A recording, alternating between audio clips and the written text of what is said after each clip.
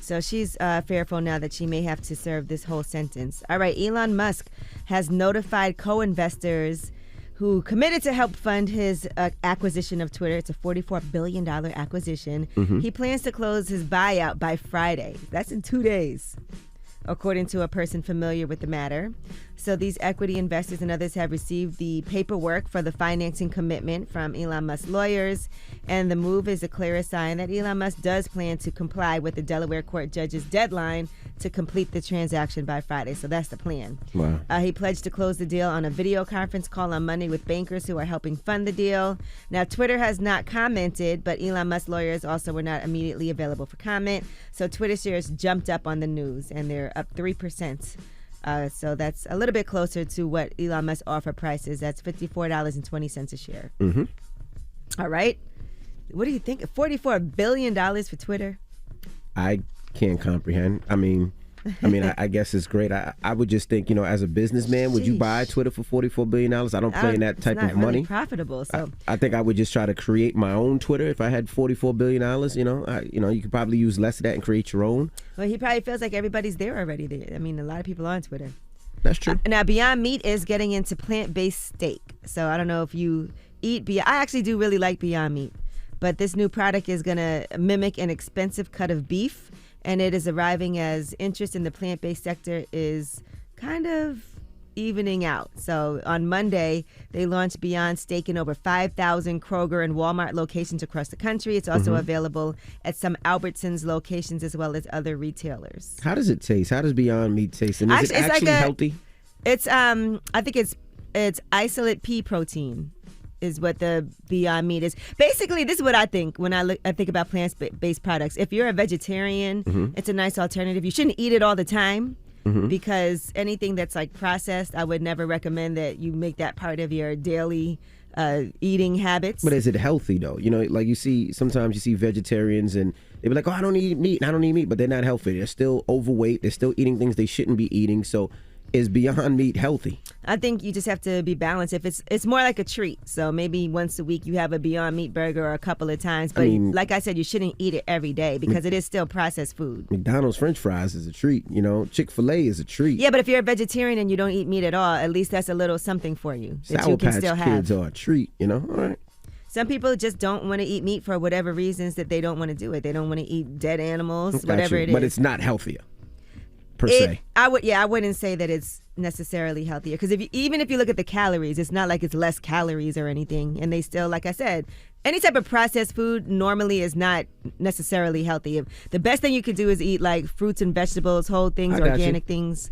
But it's not bad. It's a good marketing tool. Beyond Meat just makes it seem like it's healthy, doesn't it? Beyond Meat. Well, it's just for vegetarians. Okay. If you're a vegetarian or maybe you feel like I don't want to eat meat, but I still want to have that type of consistency and somewhat taste, it's good. All right. I made empanadas with mine. All right. I did. I made some great Beyond Meat. And we actually, at my coffee shop, shout out to Coffee Uplifts people, we sell Beyond Meat beef patties in there too. They're delicious with cheese. Okay. All right. Well, that is your front page news. Get it off your chest. 800-585-1051. If you need to vent, phone lines are wide open again. 800-585-1051. It's The Breakfast Club. Good morning. The Breakfast Club.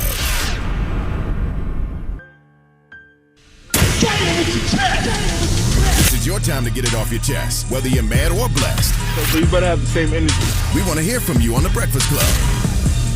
Hello, who's this? Good morning, Breakfast Club. This is Big Joe calling out of the Bronx, man. Hey, good morning, man. Get it off your chest. Man, I want to get off my chest, man. Charlamagne the God who wants is always broke, man. He's always late, man. I hope the new Breakfast Club, Angela, yeah. I hope the new Breakfast Club ain't just going to be the DJ MB event. This is just unreal. He's here now. Shut up. And my coworker says DJ MB you flip up your sides too much. You flip your story up too much. Your what too much? He flips up his story too much. Okay. Like when you're on something, you quick to flip your story. Okay. Well, you have a good day. Okay. And thank you for listening. Hey. Hey. Hello, who's this? This is Tom. Hey, Todd, get it off your chest. Okay, so I want to talk about this whole Kanye issue, right? I'm trying to figure out why nobody's talking about the fact that Balenciaga, Adidas, and these other corporations, they're okay with giving endorsement deals to people that use the word, use the N-word towards black people. They even talk about killing black people. They use the worst hate speech that we've ever heard. They sit back and drink wine and smoke cigars, and they just fine with that. But as soon as somebody says the word Jew, then all of a sudden it's an issue. And I don't hear anybody talking about that. That's so problematic. Can I ask you a question? Who else have they given endorsement deals to? What other rappers have gotten endorsement deals from those companies? Cardi B came up right behind Kanye. On who? Cardi B has admitted to drugging people, kidnapping dudes. Like who does Cardi B got to deal with out of those people? I'm asking. I don't know. I never knew she had to deal with anything. Deal. Yeah, that's not Adidas. Who she had to deal? No, I said she got an endorsement deal. What I'm saying is, okay, yeah, I'm saying she got an endorsement deal. She was the next one up from Kanye. As soon as they let him go, they brought her in. Well, I keep you. Wait, no, Cardi does Reebok, not Adidas. That's what I said. Yeah, she does Reebok. I didn't say Adidas. I said Balenciaga. Mm-hmm. I didn't know she had a Balenciaga. I didn't know she had a deal Balenciaga either. endorsement. Yeah, it's been all over the internet. But I think, but you know, I get what you're saying. But I think that we got to recognize one thing. If Kanye West made anti-black statements, then black people need to be the ones outraged. Black people need to be the ones holding them accountable. What organization do we have that's writing letters telling these corporations to hold somebody accountable? Like, I mean, that is the truth. I mean, that's the reality of the situation. Is the way people come together and make people accountable for the things that they do. When those anti-Semitic comments were made, the Jewish community, rightfully so, was outraged. The Jewish community had actual organizations like the ADL writing letters, to these corporations demanding accountability. We don't do that. Who did that as for and I saw black that, people? He has that school that those kids are enrolled into. I saw one of the directors there step down because she's Jewish because of his comments. I'm just simply saying, when it comes to these anti-black comments, I don't know who we're expecting to step up and for black people. We got to step up for each other. We got to hold our own people accountable. 800-585-1051. If you need to vent, hit us up now. It's The Breakfast Club. Good morning. The Breakfast Club. I'm dialing. Hey, what you doing, man? I'm dialing. I'm calling you. This is your time to get it off your chest, whether you're mad or blessed. 800-585-1051. We want to hear from you on The Breakfast Club. Hello, who's this? Double toasted. Give me 1 second. Good morning, it's Kaya. I want to get it off my chest. Kaya, you ordering me some breakfast too? Yeah, I'm at Starbucks, and so y'all can't make me late for work. We got to do this quick. Oh, I know what I want. We got to do it quick. Well, go then, go. Can we get a Beyond Meat sandwich with the egg and on a English muffin? No, Angelica Yee, this is not your coffee shop. I'm at Starbucks. Hilarious. The chain. This is a chain. Yo, good morning, Charlamagne. Peace, Queen. Morning. Envy. Morning. Guys, I'm not going to lie. I won Powerhouse tickets on Angie Martinez's show, and you guys have not reached out to me. Okay. Let's see. What can we do Can I get to help you out? hibiscus lemonade? Eddie. You want a lemonade? How are people getting their Powerhouse tickets? I need to see Nikki. Come on now. But we're gonna put you on hold. We're gonna get your information and try to clear it all out. That you hopefully somebody from iHeart will call you back and make it right. Okay, thank you. What y'all want from Starbucks? No, we good now. Thank you, now we get Starbucks. Now we get some. Oh. Thank you guys, please. All right, hold on 1 second. Hold on. Hello, who's this? Yo, what's good, man? It's Martin from Chester, PA. What up, bro? Get it off your chest. Hey, what's good with it, man? I've been calling y'all for 10 years, and I finally got through. So, okay. Man, I'm just spreading positivity. Keep on trying. Keep on calling. They're going to answer eventually. So, hey, y'all been getting me through my morning, headed to work. So I appreciate y'all, man. Keep doing y'all thing. Y'all ain't going to be nothing without ye, but y'all going to try. There we go. I think we'll be fine. Oh yeah. I resent that remark. That's like us saying ye'll be nothing without us. That's ridiculous. It'll be an extended 8 hours of all of us. Exactly. That's a ridiculous comment. Yeah. Mm-hmm. Okay. Well, go Eagles. The Cowboys. I see y'all, man. Oh, I definitely don't like you. I'm blocking your number forever. 10 years. Hello, who's this? Hey, yo, this is Justin from Virginia. What's good? What up, Justin? Get it off your chest. Yo, I just landed from a red eye from Vegas. I'm feeling blessed. I just want to check in with y'all. How's y'all mental health? Everything is good, brother. We feeling blessed, black, and highly favored. Little physically tired this morning from working out and stuff, but I'm good. How are you? I'm well, man. Like I said, I just got back from Vegas, a little PTO, man, on my way back to Virginia. But I'm feeling good, man. I just wanted to tap in with y'all. Thank you, Charlamagne, for everything you do, man. Got that email out to you, man, so make sure you tap in with your email. But yes, sir. check out my podcast, the Mental Wealth Podcast, man. I just had Anita Kopax on my podcast. I got Dr. Rita Walker coming up, man. Oh, man, you got the best. You got two of the best right there. Y'all check me out on Instagram, man, at the Mental_Wealth Podcast, man. Y'all check me out there, man. We got some great content coming. Okay. All right, brother. Have a good one, man. Love to y'all, man. Y'all be good. You too. Get it off your chest. 800-585-1051. If you need to vent, you can hit us up. Now we got rumors on the way. Well, since y'all talking about Kanye bright and early this morning, let's talk about some things that have been going on. We'll tell you about the Gap situation and the Yeezy merchandise. We'll tell you about Kanye's net worth, and we'll tell you about Donda Sports. All right, we'll get into that next. It's The Breakfast Club. Good morning. The Breakfast Club. Everybody, is DJ Envy, Angela Yee, Charlamagne the Guy. We are The Breakfast Club. Let's get to the rumors. Let's talk Kanye. It's time. She's spilling the tea. This is The Rumor Report with Angela Yee on The Breakfast Club. All right, Tamar Andrews, she's the director of early childhood education at Temple Isaiah, which is a Reform synagogue in L.A., and the director of the early childhood education department at American Jewish University, was also working at Kanye's secret private Christian school, and she resigned from her post in the wake of Kanye's anti-Semitic comments. All right. In addition to that, Gap has removed all Yeezy products from the stores due to his ongoing hate speech. Anti-Semitism, racism, and hate in any form are inexcusable, they said in a statement. And so Gap revealed in September, Gap announced ending its Yeezy Gap partnership. Our former partner's recent remarks and behavior further underscore why. We are taking immediate steps to remove Yeezy Gap product from our stores, and we have shut down YeezyGap.com. You know, it's crazy. I was with my makeup artist the other day, and she said everything was on sale on the site. And she was like, they have good quality products, and she was buying up a bunch of stuff. All those corporations need to include anti-black in their statements, though. Because it wasn't just anti-Semitic comments, it was anti-black comments as well. So when they need to include anti-black comments in their statements. Yeah, they said anti-Semitism, racism, and hate in any form are inexcusable and not tolerated in accordance with our values. Yeah, add anti-black into that. All right, now Foot Locker has also removed all Yeezy merchandise from their stores as well.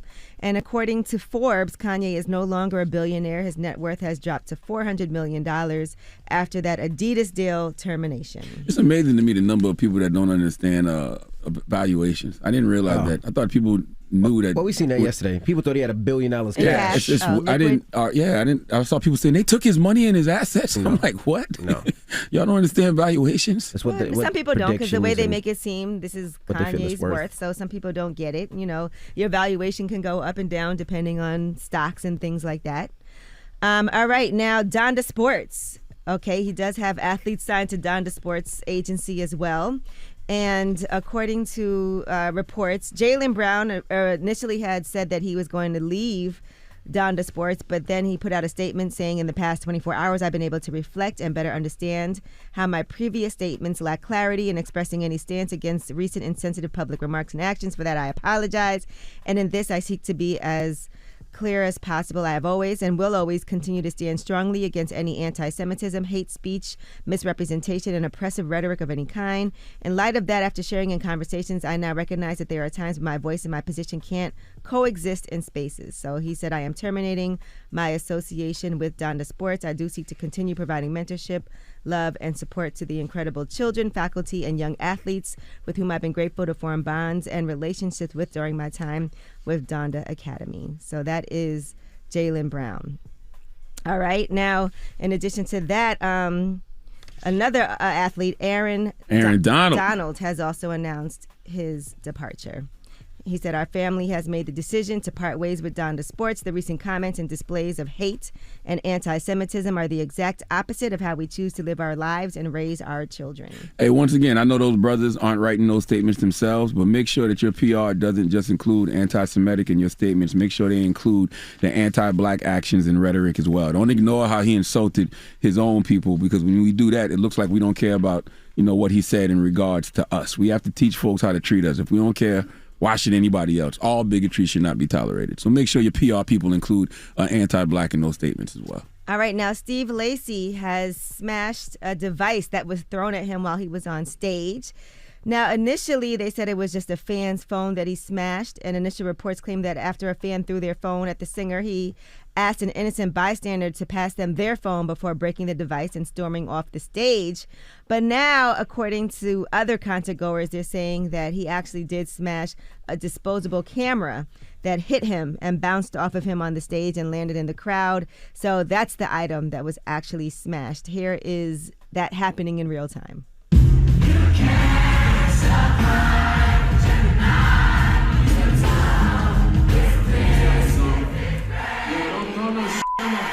Stage, please. Can I see this camera?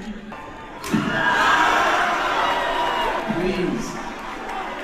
Yeah, that's it. Peace.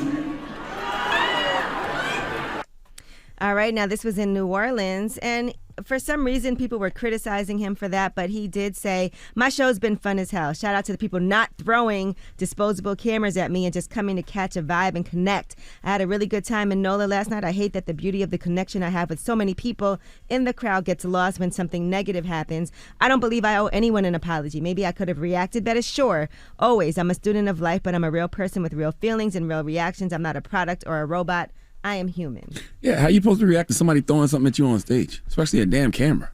I mean, you're a fan. You're at my show. Why are you throwing things? Yeah, what do you expect him to do? You could injure somebody. Like, what do you want him to do? Take the camera, take a picture of himself, then pass it back to you? Throw it back in. Like, what do you want him to do? No.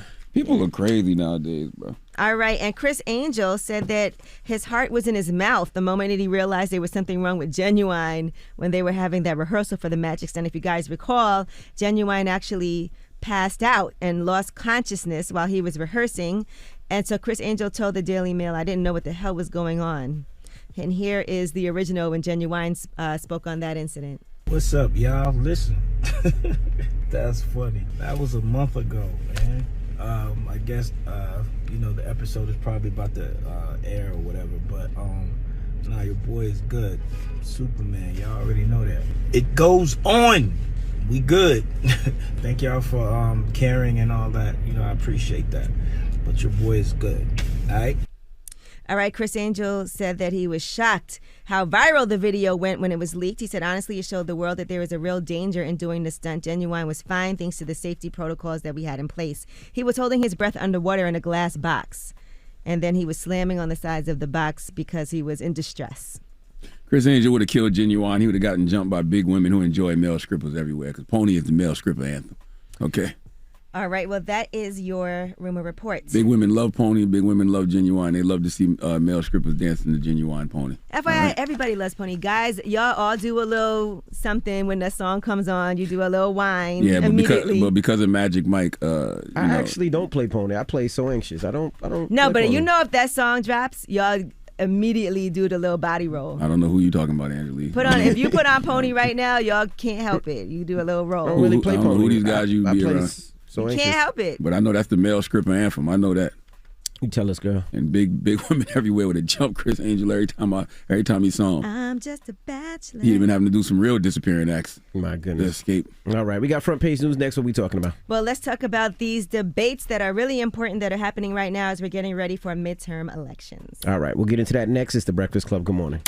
The Breakfast Club. Your mornings will never be the same.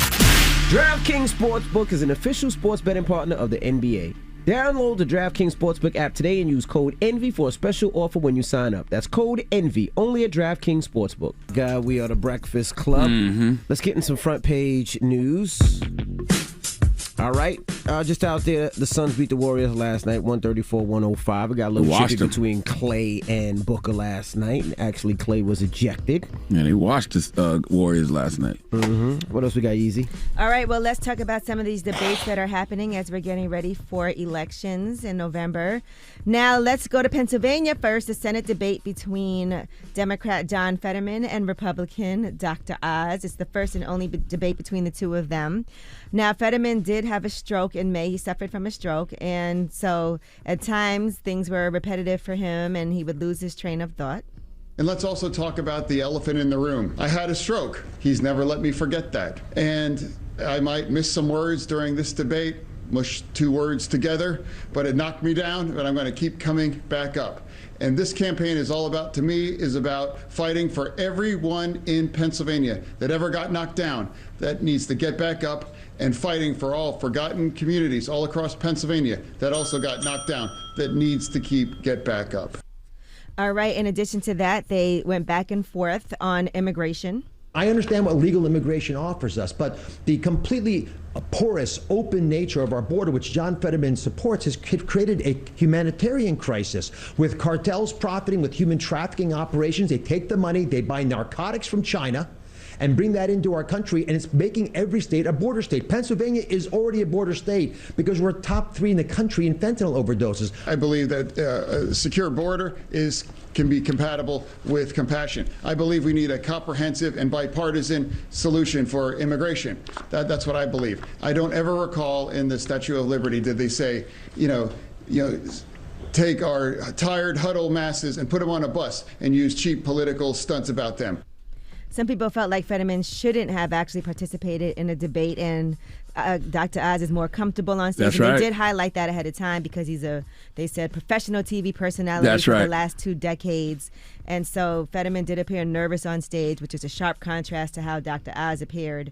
And I was literally thinking the same thing, and it's interesting to watch debates between politicians and celebrities, because that's what Dr. Oz is, right? He's a celebrity. You would think a politician would watch a celebrity in a political debate, but the celebrities are better performers. So even if they don't really know politics, they know how to communicate better, and then they know how to connect with people from that stage. not to mention that Fetterman did have a stroke, like he pointed out recently. So, but it's not just him, though. He was losing his train of thought, and he was repetitive. And you could tell, like, for instance, he talked about fracking, something that in the past he had been against, but now he's saying he's not against it.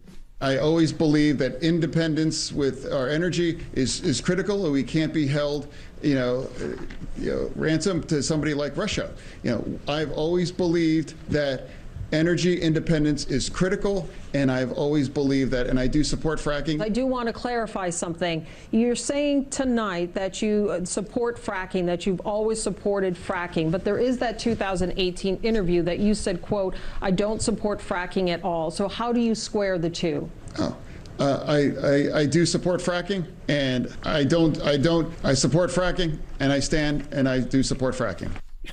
Yeah, it's not just him, though. I mean, think of like Herschel Walker versus Warnock, or Trump versus Clinton, Trump versus anybody for that matter. Those folks are just more comfortable in front of people. Those years of being in front of the camera, served them well when they're on those debate stages. Mm-hmm.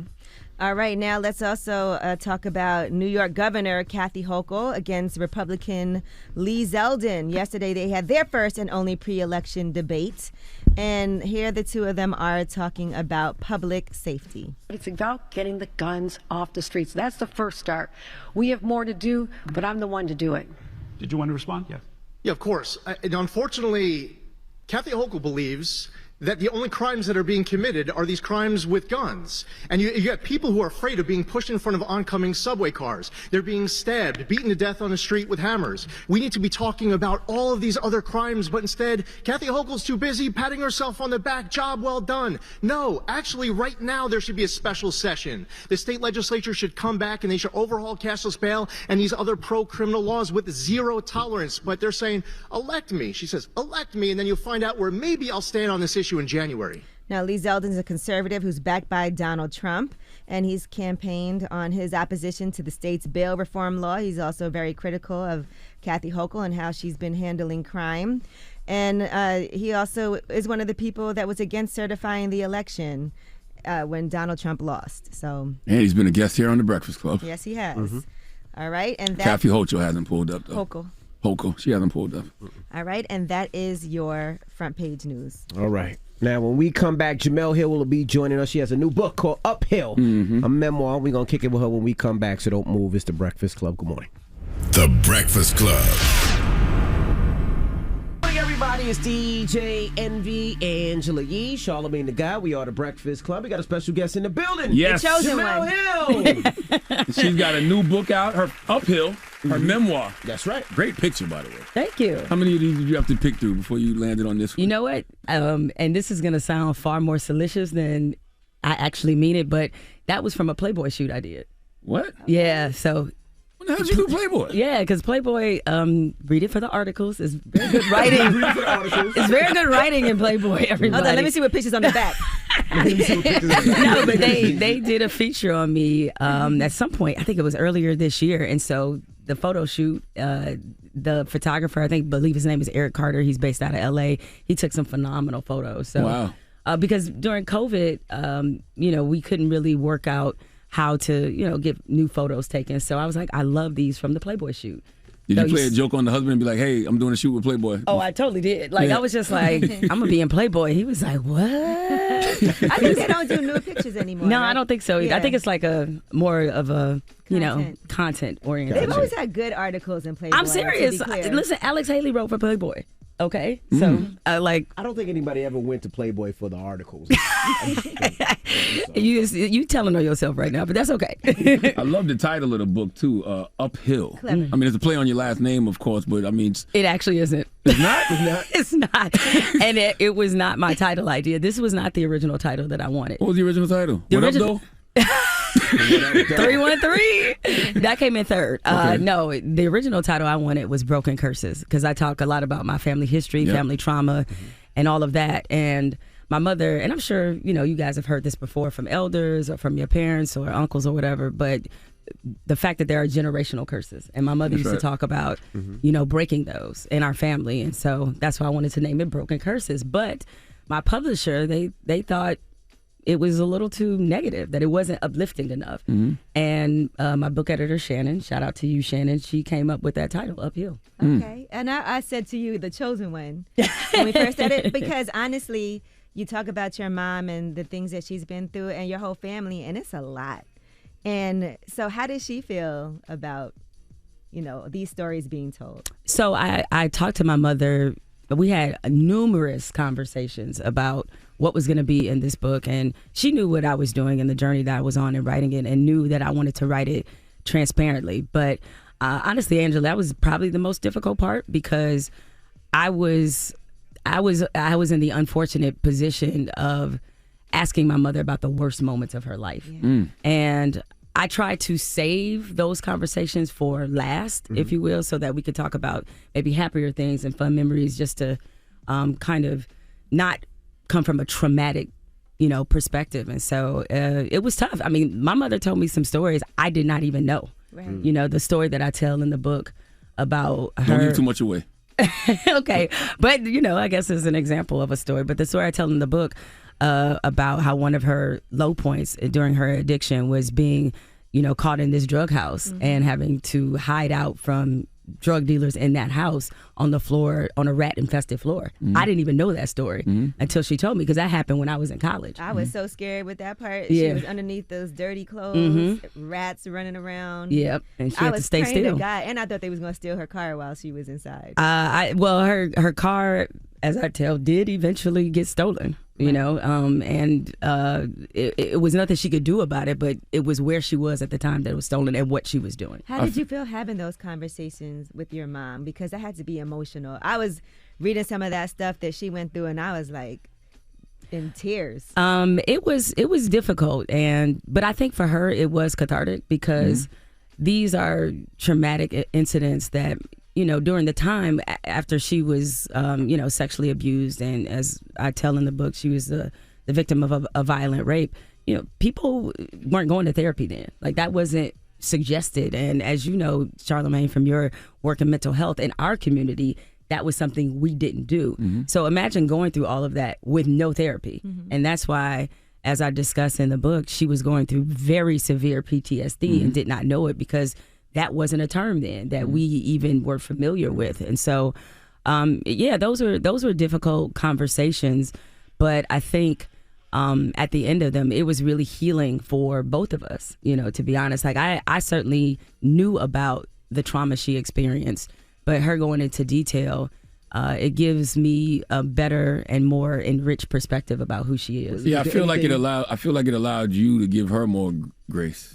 Yeah, and listen, people have been asking me about what I want people to take away from this book. It's a few things, but one of the most important things is that I want people to know you should talk to your people while they're here, right? Like, absolutely. Your mothers, your aunties, your father, whoever in your family, find out about them, because usually, like, especially your relatives and especially your parents, they lived a whole life. That's right. Before you even got here. That's right. And writing this book, it really made me miss my grandmother, who died in 2010, because I realized I didn't ask her nearly as much about her life as I should have.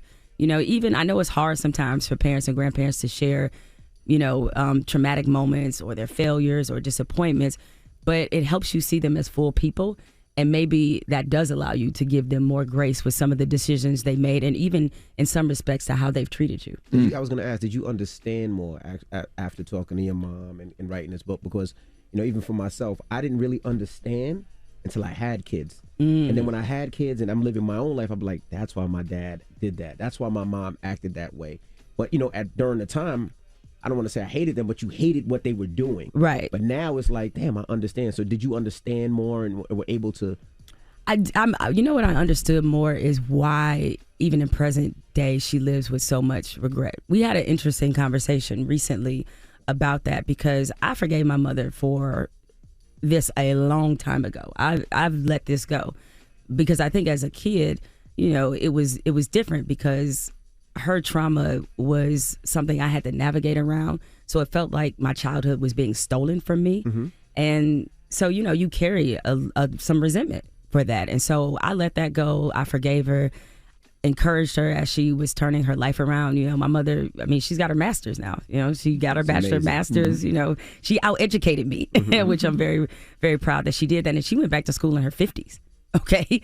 And so, you know, this has really been a remarkable turnaround for her. But yeah, I mean, you know, once I let all of that stuff, you know, go, I think I was good with it. But I think she still struggles to forgive herself, because she feels like she missed so much.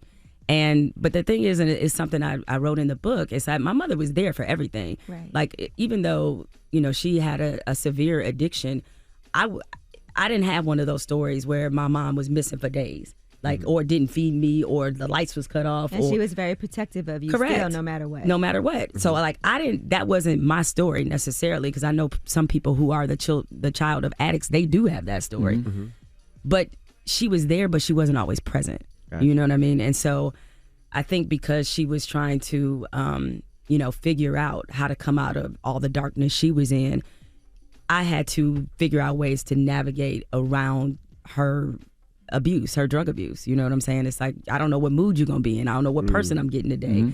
I don't know when I come home what dynamic I'm going to find. And so that for me was where the resentment was coming from, is feeling like, man, I got to do all this. You know, I'm trying to be a kid, and it's all this seriousness and darkness kind of around us. And so I think once I really talked to her about it, and we've talked throughout the years, but it definitely helped me to understand a lot of the decisions she made. Watching what she went through, did it like scare you away from drugs and alcohol? Oh, I mean, you know, like, I've never, ever tried hard drugs in my life. I don't know anybody who's done any of that. I mean, that I know of. I'm not on that scene. I'm not about that. I mean, I smoked a little weed, like, here and there. May have taken an edible or two. Like, like, that's about it. And I do like tequila, but knowing the history of addiction in my family has definitely made me more cognizant of some things. All right, well, don't move. We got more with Jemele Hill. She has a new book, Uphill, that's out right now. We'll talk to her some more. It's The Breakfast Club. Good morning. So they didn't get to the best place. There was always unconditional love. My mother loved my grandmother fiercely, but when my grandmother made the decision not to believe her about the abuse my mother suffered at the hands of her brother, it was a fracture in their relationship that never healed. And unfortunately, even when my grandmother died, like, my mother was her caretaker. You know, like, she, regardless of whatever state their relationship was in the moment, my mother was never going to abandon and stop loving my grandmother. And my grandmother definitely loved her, but she herself was somebody who, you know, we used to have conversations about this. Like, she used to tell me, like, she didn't really want kids. And she was a very smart woman, you know, and she really wanted a career, like the kind of career I had, not necessarily a journalist, but she wanted a career. She wanted to travel the world, all these things. And she was born in 1925. And so education for Black women was not a thing in terms of people thinking that they should be educated or that there was value in that. As you know, during those times, I mean, everything that a woman wanted to get financially or any upward mobility came through marriage. And so she was married 3 times, and you know, she had her 3 kids, but she was just in many ways trapped in a life she didn't feel like she chose. And I think because of that, she wasn't the best parent to my mother and to you know, my uncle that she could have been. She struggled a lot. They got evicted a lot. My grandmother was a functional alcoholic. Like they had some trauma, some real issues, and so she was a great grandmother to me. And my mother would still call her a great mother despite all the you know, troubles that they went through. But I just think that my mother never got the grandparent I got. Right. You know. And I was asking, is there anything that you decided not to put in the book that you was like, you know, let's leave this out, or I'm gonna take this out, or other family members are not gonna like this? I know y'all like to hear the inside. Y'all know, I know people keep it real on here. And the tea, there was one thing, I cannot tell y'all what it was. Me and my mother got into an enormous argument about this. And the thing is that it was the only thing in the book she was, because she got an early copy, like an advanced reader copy where you could still edit and change things. And she was hot about it. And we had it out. But the funny thing was, after our argument, she told, you know, some of her friends about it. And they told her she was tripping. And I had a time to think about it, reflect on it. I talked to my husband about it. And, you know, the thing when you write a memoir, you're writing about people who really exist. And so you have to be careful, truthful, but careful. You know what I'm saying? So that's why when I talk about the abortion I had, I did not use the person's real name, because I don't know if they've told that story. I don't know if his people know or what state that's in. And I didn't want to take away that opportunity from him to tell his story his own way. So with my mother, I had to think about the fact that, what is this relationship going to look like after this book? And while I didn't anticipate my mother would stop talking to me or that, but it could be a wedge issue. And this is in print, you know what I'm saying? Yeah, forever. It's forever, right? So I had to really think about, do I really want to do this? I can't imagine what it could be, because there is so much that I'll tell y'all off here. I'll tell y'all off. Even look, your journal, you discussed that part. Yeah, oh Jesus. Man, and for parents, let me ask the guys in the room, because y'all have kids, would you read your daughter's journal if you saw it laying around? I would tell my wife to read it. You would? Really? Because you don't want to read it? Yeah, and I don't want to read it, but I do think I probably would read it, only because like I just feel like there's certain things That's such a that violation. we should know as parents. You know what I mean? I would definitely read it. I definitely You would definitely read it? 'Cause- and I would. The only reason I say yes because I've gone through the phone. Oh, you know what I mean? And when I but went that's through not the same though. Yes, it is. I don't think the Nowadays- journal is like your nowadays it is. deepest, Exactly. innermost But this is the thoughts. thing, right? They If could you're not be going through true something- things. It could be just you. It could be venting. you It's just, like like, therapy. venting. It's like Exactly. eavesdropping on a But it therapy could be session. something where, you know, something's bothering you that you don't talk about, That's and right. you're thinking about committing suicide or hurting yourself or hurting somebody. So if I can stop that, and maybe you hate me, but hopefully you love me later That's on right. because I was able to stop that. Now, if it's something else, I mind my business and act like I didn't read it. But if it's something where you could have, you know, hurt yourself, hurt somebody else, hurt a classmate. Well, how do you look at it, Jamil? Obviously, I disagree, and I got my ass whooped because of it. Okay, and that was the thing, is that because of all the, you know, tumultuousness in our life, that I needed some place to vent. You know, I couldn't vent to my grandmother, because my grandmother, then that causes friction between her and my mother. I was too embarrassed to vent to my friends and let them in on the issues. Not like I could pick a teacher, because that's a double ass whooping coming, right? You didn't have therapy back then. Didn't have therapy, so my journal was literally that. And so I think that's a top 3 frightening moment of my life. When you come home and your mother is sitting there with your journal open. Reading it. That's what you think of me? Exactly. I mean, that woman, I was like, you tried to kill me, ma, straight up. When she read the advanced copy of the book, did it bring you back to that moment? It was triggering writing it. I was just like, okay, because that's the worst ass whooping she ever gave me in my life. Like, there's nothing that comes That close. was abuse. That was abuse. It was. And then she, you know, years later, she was like, you know, you didn't deserve them whoopings. Well, can you go back in time and unwhoop me? Can you do this? But, you know, that was one of our actually most fun conversations, because there were details of that I did not remember. And I was like, that don't really sound like me, because she told me that well, one, she was sitting there with my journal, and then she was like, let's talk about this in the basement. I was like, oh, I'm never coming back. Like this in the basement. And she said that's when I told her that I wanted to go live with my father. I was like, what would possess me to say that? Right. Yeah, the house cut you was about to get. You right. Get out the house. And that's why she bagged up all my shit, put it in and took me right to his job and was like, she's all yours now. And I was like, this was a grave mistake on my part. This man. Yeah. But I was able to keep a journal later as an adult. And I actually had an ex who read my journal too. And woo. You need better hiding spots. That's what you need. I mean, people need to not be nosy. How about that? But I guess it's your child. I understand what they said as far as. But your man? Oh, no, hell not your no. man. Definitely not. All right, we got more with Jemele Hill when we come back. Don't move. It's the Breakfast Club. Good morning.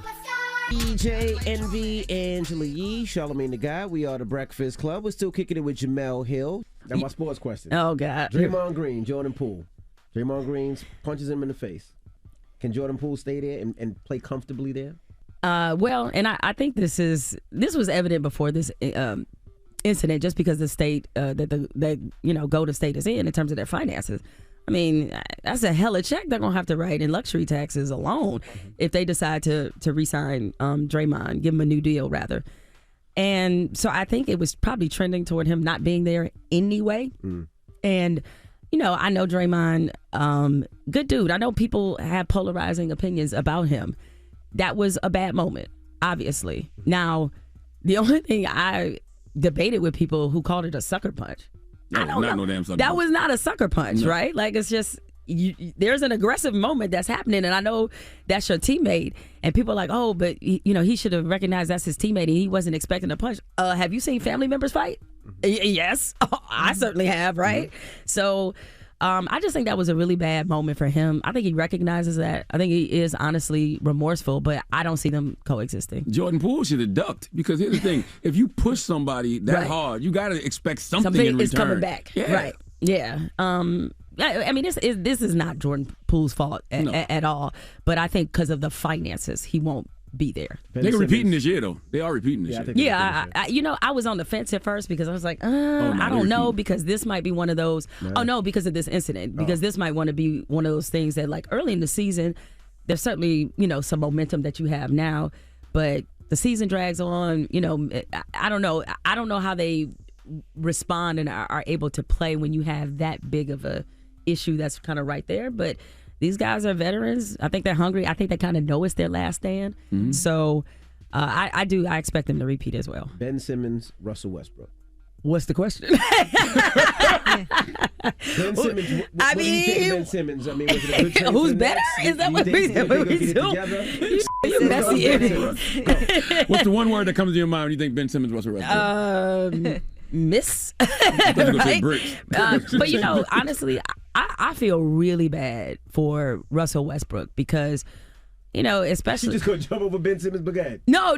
I mean, Ben Simmons, I think he's not as bad as people think, and what you hate to see is when you look at an athlete and you could tell psychologically something's going on. Yes. You know what I'm saying? And it's just, it feels like criticizing him.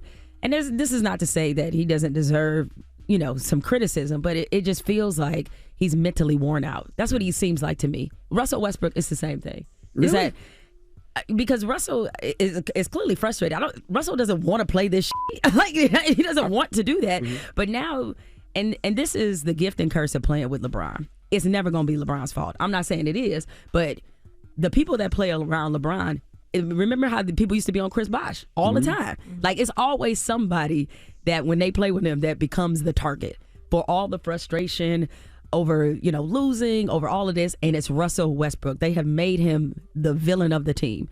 And I'm not talking about the organization itself, but fans, and he's clearly struggling. I kind of agree with what Charles Barkley said. I don't really see the joy in his game like I used to. Like, he's certainly still a great athlete, but you'd be crazy not to think it's not mentally wearing on him, that he's not thinking about this every time he takes a shot. The fact that the fans are booing him. It reminds me of when Josh Smith played in Atlanta, and every time he took a three-pointer, the crowd would be like, no! It's like, I feel like I hear that every time Russell takes a shot. Like, people are mad, right? And so to play like that in your hometown, right? And that's the vibe. You can't tell me that mentally that wouldn't break you a little bit. That's interesting because I feel like Ben is mental and Russ is just physical. Because Russ still got that energy and that confidence. I just don't know if he's physically able to play the way he used to. I mean, I sense certainly the energy. I don't mean to make it sound like he's mailing it in or like that, but it's like a joy that comes to playing with basketball, and it doesn't feel like he is playing with a lot of joy. That's all. No cowboy questions. I thought I was gonna get some. We going to the Super Bowl. I don't need you to tell me that we're going to the Super Bowl. Let's go ahead. What do you think about my New York Giants? I think the Giants look good. You know, I mean, I'm sure Daniel Jones is thinking about how he got slandered when they made that pick.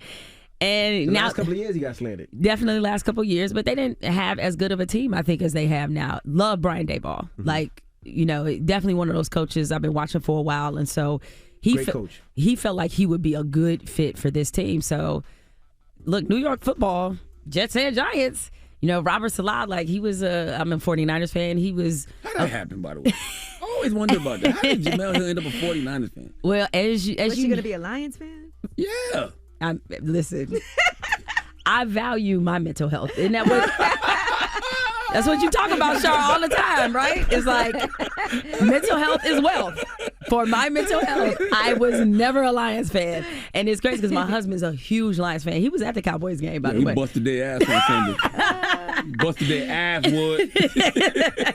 And, no, I mean, so my mother, as y'all know from reading the book, you know, she spent some time in Oakland. Mm-hmm. You know, and that's where I was, I think, conceived. Okay. And so because of that, she liked the 49ers. And so, you know, she would root for the Lions and for the 49ers. She really liked Joe Montana. That was like one of her favorite players.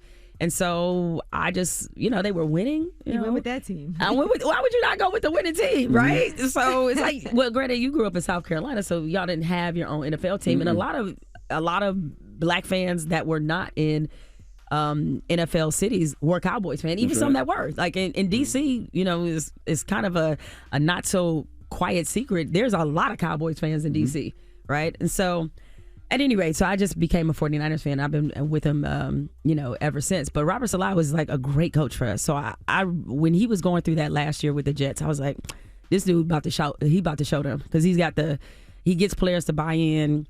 Certainly, from a schematic standpoint, like he's a really good coach. What about the Cowgirls? I mean, Cowboys. What are your thoughts on them? Offense still looking a little rough, Shar. We do. Look a little rough, but that defense is a championship level defense. And this was the kind of defense I wish Tony Romo would have had. You know, that's in no way a shot at Dak Prescott, but people like to, as you know, they like to hate on Tony Romo, but they forget that he had categorically some of the worst defenses in NFL history. And I was like, damn, if they'd had this defense with him, y'all might have won. Y'all might have won a couple, but they didn't. The Giants got the second best record in the league. You know who beat them? No, here we go. Y'all go through this. No, I'm sure on a daily basis. I just want to make sure you know who beat the Giants, right? The third best team.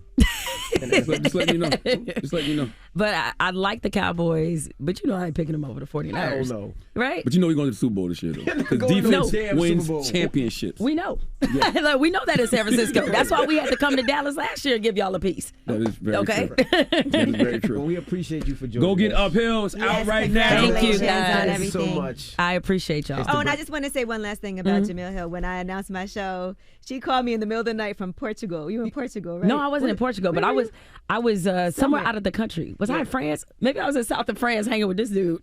Oh, that might have been it. Oh, that's what you said. Was that before that? I don't remember. She announced it. Oh, yeah, you were here? Okay, so maybe I was, but I was gone. You were gone. No, in the middle of the night, she was like, I just want to say congratulations. Yes. I was like, that is so nice. Yeah, no, Angela. I appreciate I'm really proud of you for doing your thing. And as I wrote in the note to you in the book, is that you, you know, the agency, you betting on yourself, like that's very, not just admirable, but it's very inspiring for somebody like me who throughout this season of my career, that's what I've done, is like bet on myself. So I love seeing other women do, you know, the same thing.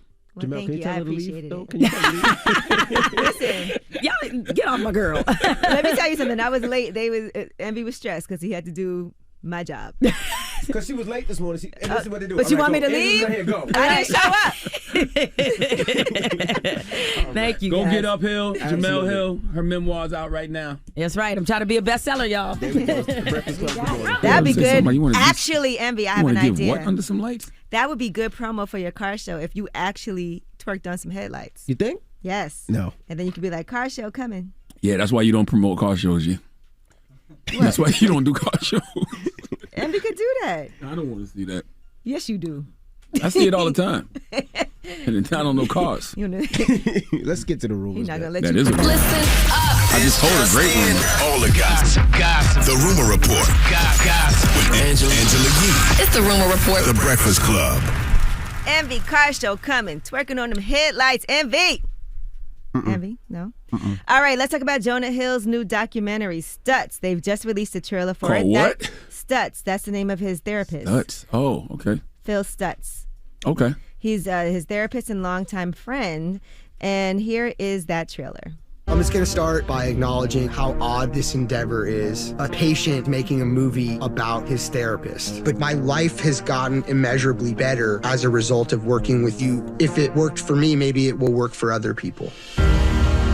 And you want your friends just to listen, and you want your therapist to give you advice. You don't have to solve all their problems, but you have to give somebody the feeling that they can change right now. Vulnerability connects you to the rest of the world. You're giving out the signal to the world, I need you because I can't do this by myself. You are still in the struggle and in the fight of being a human just like everybody else. Take action no matter how frightened you are. Dropping a clues bombs for Jonah Hill. That comes out November 14th. I love it. And anything that encourages people to go to therapy, I'm all for it. So I love it. Yeah, so he's hoping that if people see how therapy has helped him, then they can see how it may help them. And it's an unorthodox type of situation because it is a longtime friend of his who is also his therapist. But he's talked about his struggles with anxiety. He said he's allowing himself to be vulnerable. He wants people to work on their own problems too. What platform is it coming out on? I'm not sure. It just comes out November 14th. I don't know if it's in the movies, but he's actually not promoting his films. He's taking down his social media. So got to get it together, I guess, for whatever anxiety reasons and things that he's been going through. All right. Now, Akon recently was talking about how he got a $1 billion credit line from China. He was on Vlad TV, and he revealed that he got that credit line to light up Africa with solar street lights and small energy systems. However, he said that we're asking for $5 billion now. He said they used that money already and paid it back. $1 billion credit line. But good for him. He's really making moves. And speaking of making money moves, Kevin Durant, Ray Lewis, and Pharrell Williams are all part of a group teaming up to revitalize an arena in Baltimore. That CFG Bank Arena was originally the Baltimore Civic Center and most recently Royal Farms Arena. It got its new name on Tuesday, the CFG Bank Arena. There was a ceremony featuring Pharrell and Ray Lewis. They are preparing to reopen next year. It's a 61-year-old arena. It's one of the country's oldest. So they closed in May. They underwent a $200 million renovation. And so now their new arena is going to hold 15,000 people, have upgraded concession stands. The money came from Kevin Durant's 35 Ventures and developer Oakview Group.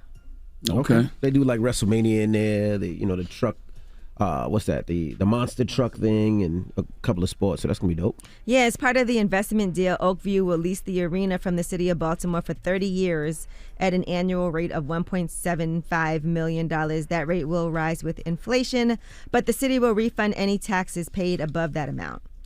All right. Now, as Snoop Dogg, he has a professional joint roller, and she revealed that he smokes up to 150 marijuana blunts on a daily basis. 150? I don't believe I that. don't even know how that's possible. No. Yeah, I don't believe that. That's a lot. That's a lot of blunts. No. I don't even understand how you can do that. No. She first joined his team in 2016. She said she has rolled more than 450,000 joints for him since she's been on the payroll. And so she said she does about half a pound a day. That's 75 to 150 joints. Maybe because he's giving out weed or Yeah, maybe he's rolling blunts and passing them out to other people. Maybe 150 a day. There's no way. That's what I said. I don't see how that's, but that's Nah. what she said. Nah. You know, according to Renegade, that's her quote. But I don't even see how you have enough time. Nah. And Snoop Dogg is way too productive to be smoking 150 blunts a day, bro. But it is, maybe he is giving them out to people if you're around him. That's the only thing that makes sense. 'Cause Still, though, 150 a day is a lot. Yeah, he's way too productive. He works hard. Not to mention he's a father and husband. There's no way he's smoking 150 blunts. Unless he does the small ones, maybe the small ones. Nah. The dog walkers. No. No way. All right, well, that is your rumor report. And the Jonah Hill documentary is going to be on Netflix November 14th. Netflix. Yeah, Stutz. All right. Who you giving your donkey to? 4 after the hour, North Carolina sheriff named Jody Greene. Not only is he getting donkey today, this is a very teachable moment based around some conversations we've been having over the past day or so. We'll talk about it 4 after the hour. All right. And then after that, Ask Yee. So if you need relationship advice or any type of advice, you can get on the phone right now. 800-585-1051. Donkey today is up next. The Breakfast Club. Your mornings will never be the same. Discover something new on HBO Max. Stream the latest HBO originals like House of the Dragon. Then catch the biggest movies like Elvis starring Austin Butler. Discover the stories that move you. Learn more at HBOMax.com. Problems in this country between police and community. Yes, you are a donkey. To the latest on that police killing of a black man. Now to new developments in the deadly spa shooting rampage. And yesterday was a really bad day for him, and this is what he did. And so we are in a state of emergency. Okay, white supremacy violence is and always has been the number one threat to our society. But I'm also very proud that my wife is white. The Breakfast Club, bitches. All right, Charlamagne, please tell me, why was I your donkey of the day? I laugh every morning at I'm also proud my wife is white. Literally. Donkey today for Wednesday, October 26th goes to a North Carolina sheriff named Jody Greene. Jody Greene was forced to resign Monday after officials unearthed a damning phone call of the elected official spouting racist and vulgar language. I love when media outlets use words like unearthed. You know damn well someone sent y'all that, but I digress. Now, what was the racist and vulgar language used that got former Sheriff Jody Greene up out of here? Let's go to NBC News 6 for the report, please. On one end of the phone is current Columbus County Sheriff Jody Greene. On the other end is Jason Souls, the man who previously served as interim sheriff while officials settled a dispute over the 2018 election. We should warn you, there is some graphic language in this call. Sheriff Greene says, quote, he is sick of these black bastards and that every black he knows needs to be fired. Jeez. If I had to fire every mother out, and guess what? I'm tired of being they ain't happening no more. No God. That's the voice of Columbus County Sheriff Jody Greene. He won his seat by 34 votes in an election that was so highly contested he'd been temporarily removed from office while officials settled the election disputes.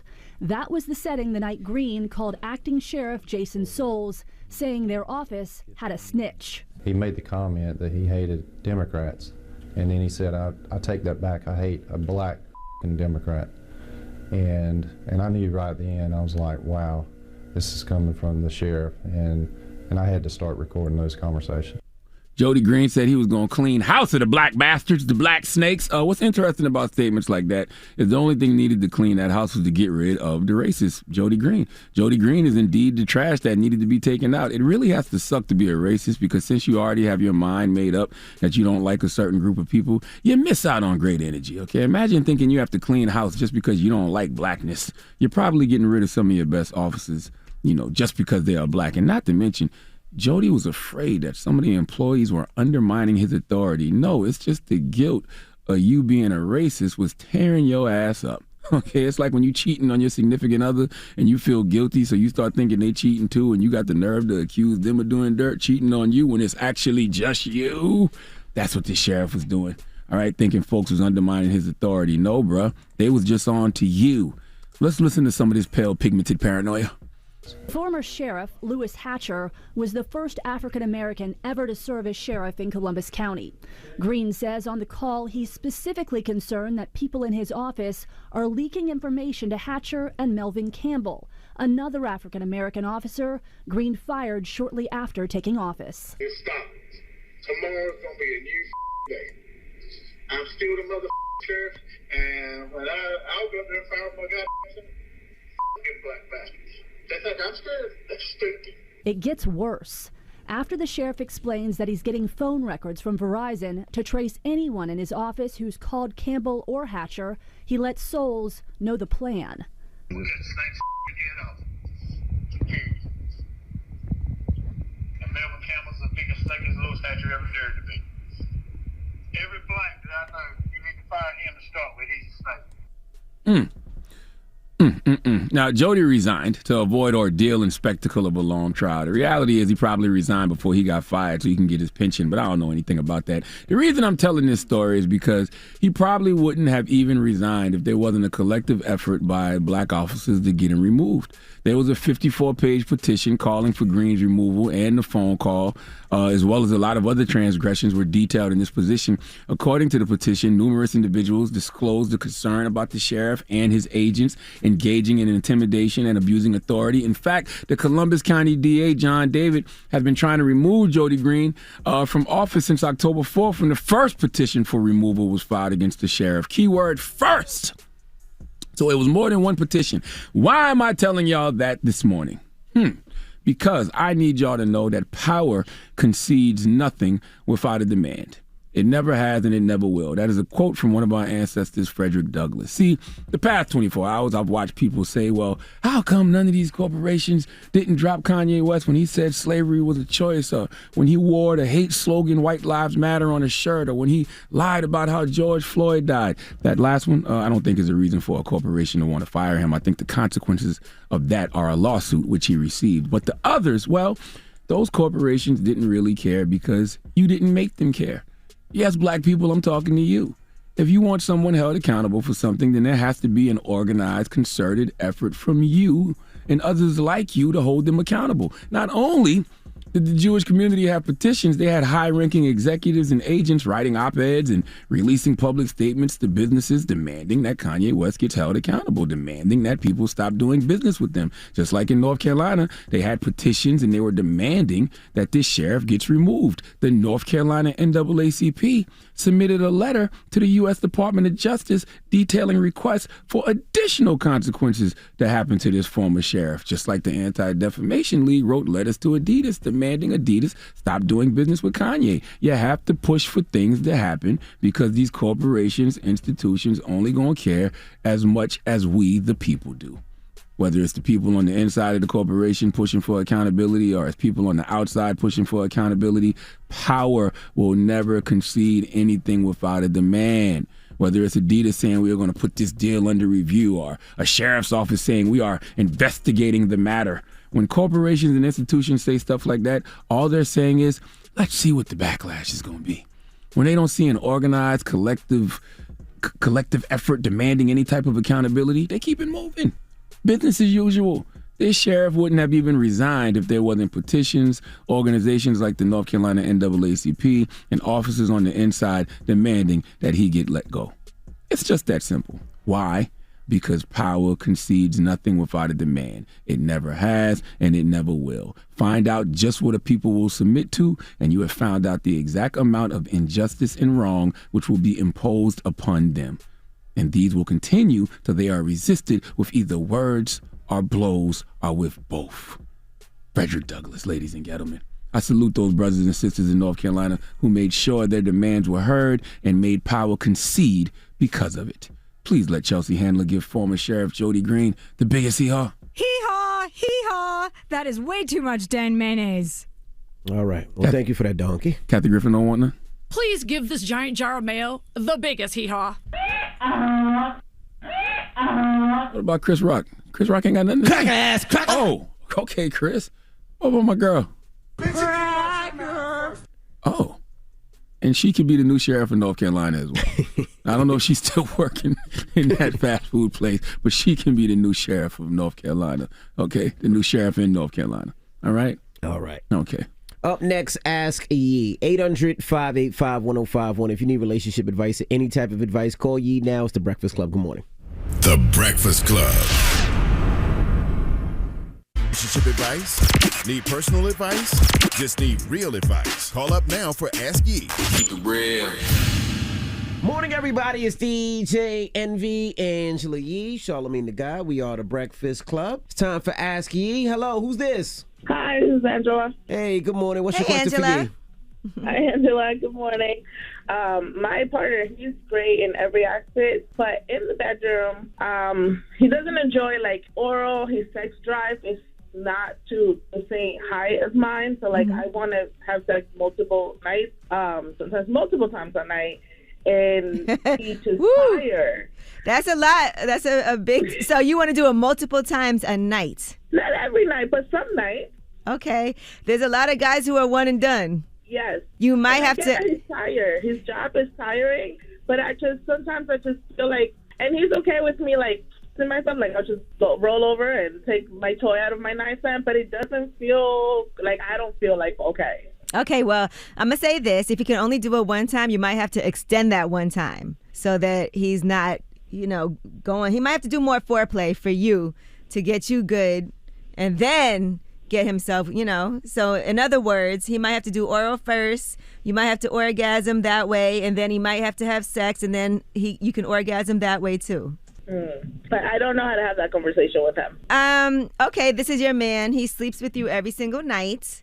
You guys talk about other things, but if you're not happy and you don't express it to him, how's he gonna know? Yeah, you're right. And we shouldn't be scared to have these conversations because there might be things that he wants to tell you also.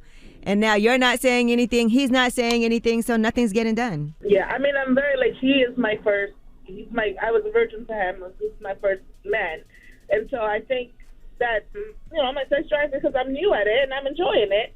But he's tired and I know he works, but sometimes I'm like, we're done? Okay. And maybe y'all need to get in bed earlier because sometimes, we end up eating, watching TV, doing other stuff. And then before you know it, it's late at night.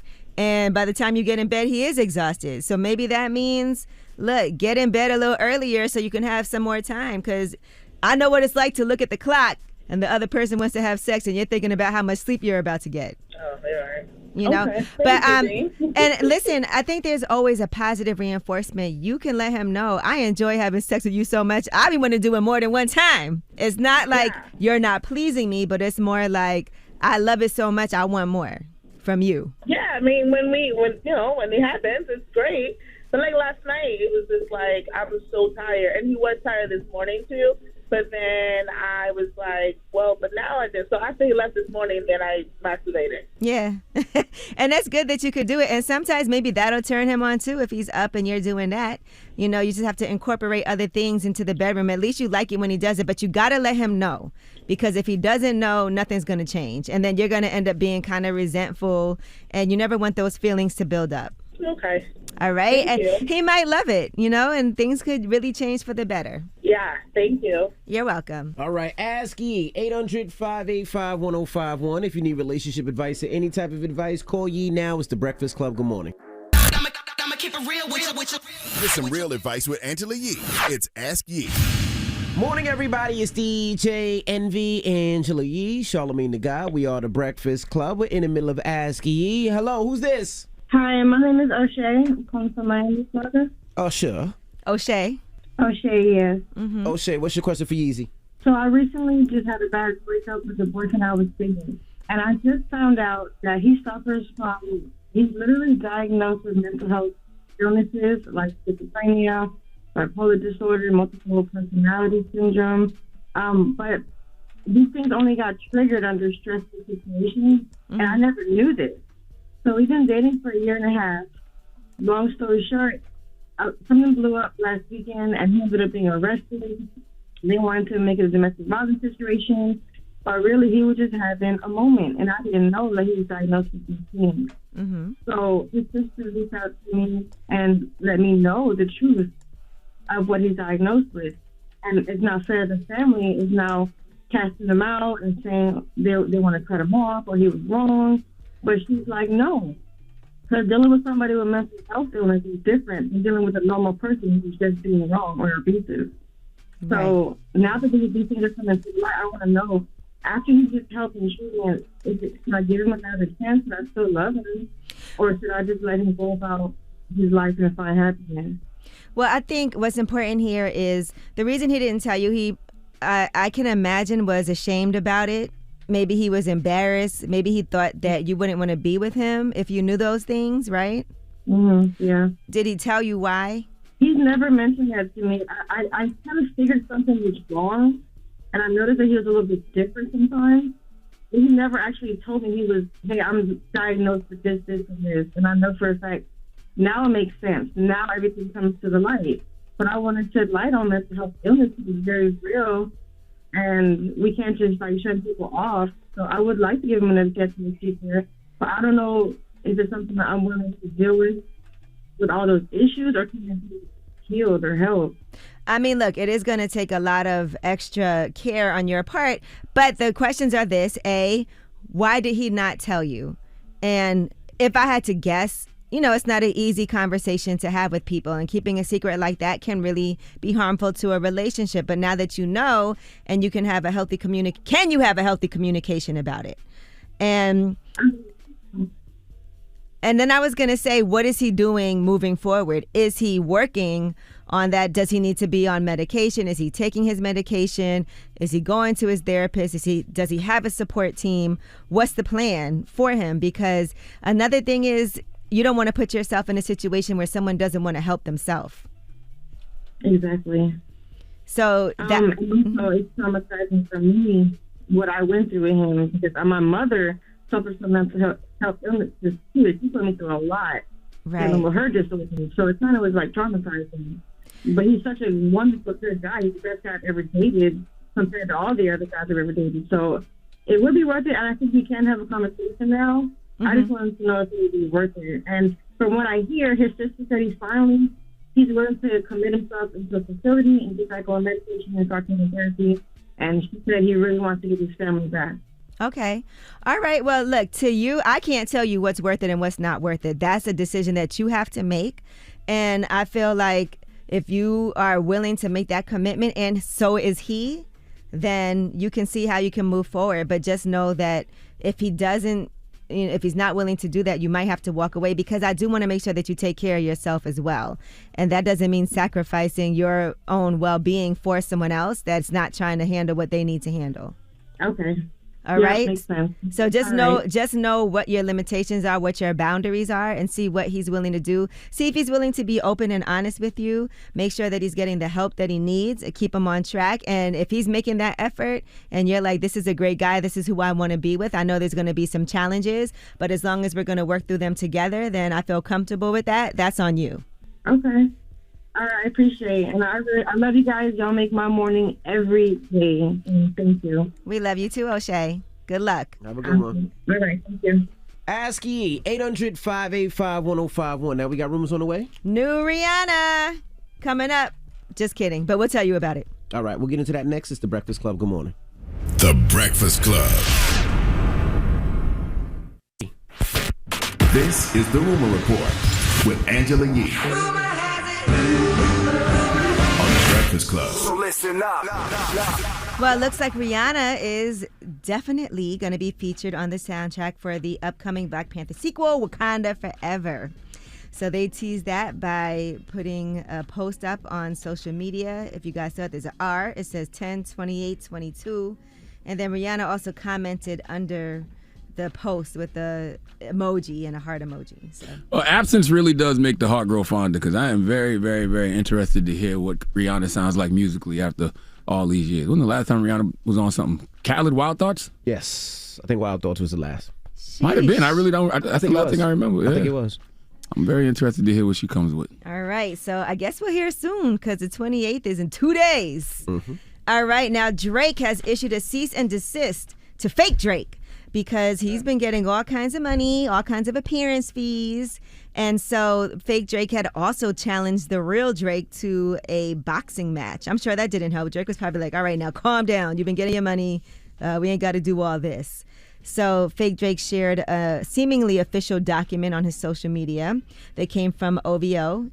It said, "Dear Izzy Drake, this letter serves as a notice of your unauthorized use of the trademark OVO to promote your brand and likeness, as well as your unauthorized fabrication of media, which is per se damaging and defamatory to our brand. Your conducted actions are unwarranted, unwelcome, and unacceptable. In addition, this shall serve as a pre-suit letter demanding that you provide us written assurance within 7 days that you will cease and desist from making any further factually untrue statements involving OVO Sound and or Drake, and that you will no longer fabricate media that portrays the aforementioned trademarks. Thank you for your cooperation." Well, cease and desist is always the calm before the storm. So that fake Drake needs to take heed, because if he doesn't, he's going to get sued for millions of dollars he doesn't have, and you don't want that smoke from Canada. And I think he changed his name already. It's no longer Izzy Drake or whatever it was. I think it's something else, but yeah, he changed his name. His page right? is gone. Yeah. Oh, the page is gone and everything? Yeah. Smart man. He's smart. Smart man. Got up out of there. Because Drake could have easily just, well, no, the cease and desist has to come first, but then he could easily just hit him with the lawsuit and just jack him up in court. But can you sue somebody for, you know how they have all the impersonators and stuff? If you don't use the logo and you don't, you know what I'm saying? Because, people impersonate people all the time. But I guess with his situation, it might have been different because he actually was acting like him, saying he's OVO such and such. I don't freaking getting know. shows. I'm not sure. I know you can't use that OVO logo, and I know you, but it wasn't even an owl. It was an eagle. All right, Killer Mike and Mac Phipps have been unveiled as guest speakers at the Rap on Trial Symposium. That's going to be happening in New Orleans next month on November 1st at Dillard University. So that event is being held to address the issue of law enforcement and prosecutors using rap lyrics as evidence of a crime. If you're an artist, a lawyer, law student, journalist, or anyone that loves hip-hop, then you will want to be in the building. So for everybody that wants to hear more and speak more about that, you can do that in New Orleans. All right. Now, Ashanti has done an interview with Angie Martinez. That's her IRL in real life. And that full interview did it come out last night? Yep. Yesterday. Yeah, last night. And so here is, I saw a lot of people talking online about, Ashanti speaks for the first time about Irv Gotti and she's speaking her truth. Do we have the audio? Because I don't see it up. No? Yes?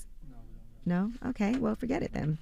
And Mary J. Blige and Jill Biden are launching an American Cancer Society roundtable. Great show, guys. Yeah, they're hosting that. According to Billboard, the Cancer Society agreed to host the event after Jill and her husband, President Joe Biden, helped bring back cancer moonshot initiatives in 2022 that provides more money for cancer research. Here is a trailer for that. I'm convinced that if all my aunts, my godmother, my grandparents